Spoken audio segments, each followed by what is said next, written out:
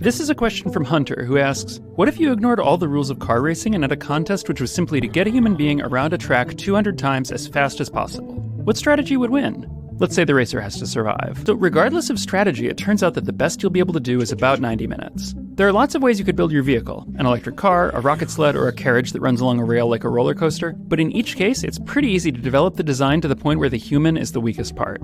The problem is acceleration. On the curved parts of the track, drivers will feel powerful G-forces. The Daytona Speedway in Florida has two main curves, and if the vehicles go around them too fast, the drivers will die from the acceleration alone. For extremely brief periods, such as during car accidents, people can experience hundreds of Gs and survive. 1 G is the pull you feel when you're standing on the ground under Earth's gravity.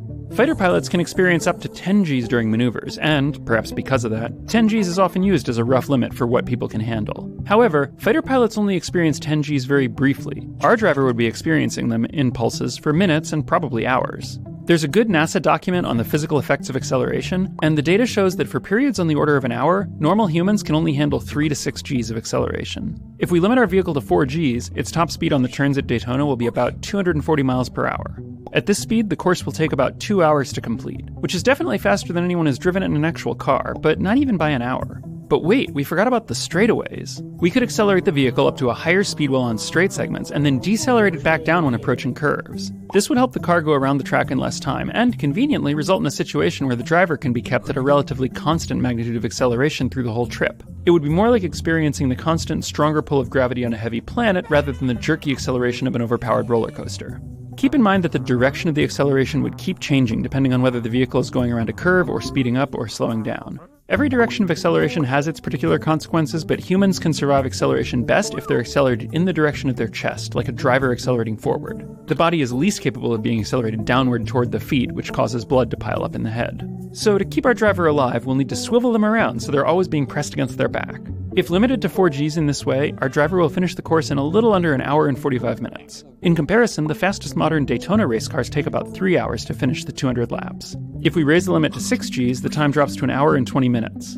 At 10 Gs continuously, well past human tolerability, it would still take over an hour. It would also involve breaking the sound barrier on the backstretch. So, barring dubious concepts like liquid breathing to counteract the effects of continual exposure to high G-forces, human biology limits us to Daytona finishing times over an hour.